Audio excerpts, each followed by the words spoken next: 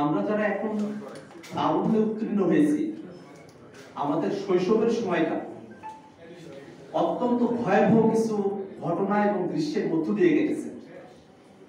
আমরা খেয়াল করেছি, আমরা যখন 10, 12, 13 বছর বয়সী, সেই সময়গুলো থেকে বাংলাদেশে রাষ্ট্রীয়ভাবে নানা ধরনের হত্যাকাণ্ড এবং নিপীড়নগুলো হয়ে আসছে। 2013 সালে তৎকালীন মানবতা বিরোধী অপরাধ ট্রাইব্যুনালে রায়গুলোকে কেন্দ্র করে সরকার যে ধরনের নিপীড়নগুলো চালিয়েছে, তার পরপরের সময়টাতে 2013-তে বাংলাদেশের সাধারণ মুসলমানরা, মুসল্লিরা, কওমি শিক্ষার্থীরা তারা যখন তাদের কিছু দাবি, কিছু কনসার্ন নিয়ে ঢাকার বুকে তারা জড়ো হয়েছিলেন, সেই নিরস্ত্র নিরপরাধ মানুষগুলোর উপর আওয়ামী সরকার এক পৈশাচিক হত্যাকাণ্ড চাপিয়ে দিয়েছিল। সে হত্যাকাণ্ডে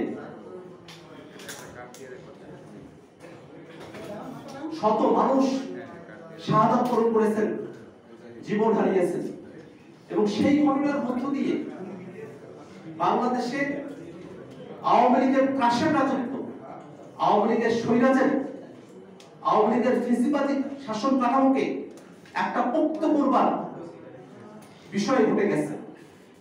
এবং বাংলাদেশের আরো কোনো মানুষ শাপলা হত্যাকাণ্ডের পরে সাহস করে সরকারের বিরুদ্ধে সঠিক সমালোচনাটুকু করবারও সুযোগটুকু পাননি। কারণ এত বড় হত্যাকাণ্ড, এত হাজার হাজার লাখ লাখ মানুষের সমাবেশকে রাতের আধারে আইন শৃঙ্খলা রক্ষাকারী বাহিনী এবং আওয়ামী পেটোয়া বাহিনী, সন্ত্রাসীরা যেভাবে উপর্যুপরি আক্রমণ করে হত্যা করে তাদেরকে ছত্রভঙ্গ করেছিল, সেই ঘটনাই বাংলাদেশে দীর্ঘ সময় ধরে ফেসিবাদকে টিকিয়ে রেখেছিল। অত্যন্ত দুর্ভাগ্যের বিষয়, শাপলা হত্যাকাণ্ডের পরে, এত বড় একটি হত্যাকাণ্ড হয়ে যাওয়ার পরেও রাস্তার গাছগুলোকে কেটেছে এটা না জেনেও গাছ কাটার অপরাধকে বড় করে দেখানো হয়েছে মানুষ হত্যার অপরাধের থেকে। সেই অপরাধকে, আওয়ামী লীগের গণহত্যাকে লঘু করবার নানা ধরনের চক্রান্ত বাংলাদেশের নানা ধরনের ঘরানার মধ্যে এটা চর্চিত হয়েছে। আজকে এক যুগ পরে এসে আমরা যখন শাপলা হত্যাকাণ্ডের স্মৃতিচারণ করি, সে সময়টাতে আমাদের কাছে দৃশ্যমান হয়ে ওঠে যে শুধু আওয়ামী লীগ নয়, আওয়ামী লীগের সাংস্কৃতিক এবং বুদ্ধিভিত্তিক দোষর যারা আছেন, সাধারণ নাগরিকের পেশে, সাংবাদিকের পেশে, তারাও এই হত্যাকাণ্ডের জন্য সমানভাবে দায়ী। বাংলাদেশে যখন এই হত্যাকাণ্ড চলে, শুধুমাত্র সাধারণ মুসল্লিদের উপরে নিপীড়ন হয়ে গেছে বিষয়টা এমন নয়। রাষ্ট্রীয় অনুমোদনপ্রাপ্ত টিভি চ্যানেল রাতের আধারে সেটা বন্ধ করে দেওয়া হয়েছে। এই হত্যাকাণ্ড নিয়ে কাজ করার কারণে মানবাধিকার ভিত্তিক সংগঠন, অধিকার এবং তাদের কর্মকর্তাদের নিপীড়নের মধ্য দিয়ে যেতে হয়েছে, জেলখানায় যেতে হয়েছে, জীবনের নিরাপত্তাহীনতার মধ্য দিয়ে তাদেরকে জীবনযাপন করতে হয়েছে। যে ভয়ের সংস্কৃতি, যে ত্রাসের রাজত্ব এবং গণহত্যা বাংলাদেশে চাপিয়ে দেওয়া হয়েছিল, তার বিরুদ্ধে দীর্ঘদিনের জমে থাকা ক্ষোভ, দীর্ঘদিনের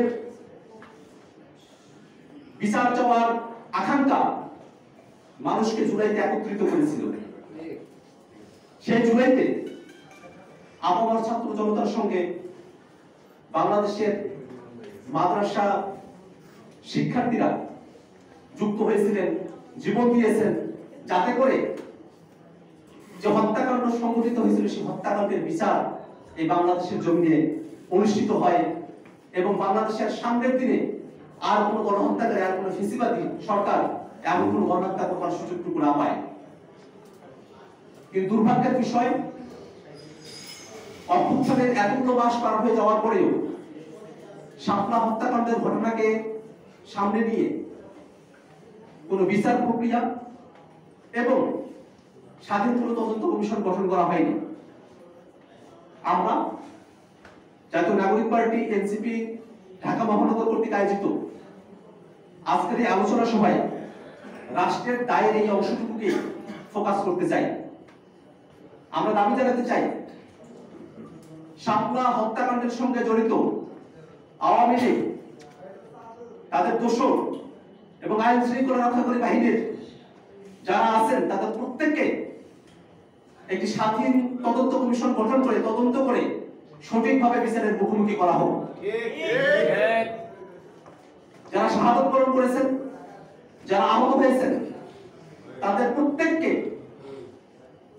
রাষ্ট্রীয় স্বীকৃতির আওতায় নিয়ে আসা হোক এবং প্রত্যেক পরিবারকে যথোপযুক্ত ক্ষতিপূরণ প্রদান করা হোক। যদি রাষ্ট্র এই পদক্ষেপগুলো গ্রহণ করতে পারে, তাহলে সামনের দিনে আমরা যে সুন্দর ন্যায় বিচারের ইনসাফ ভিত্তিক একটি কল্যাণকর বাংলাদেশ পেতে চাই, সে বাংলাদেশ অর্জন করা আমাদের পক্ষে সম্ভবপর হবে।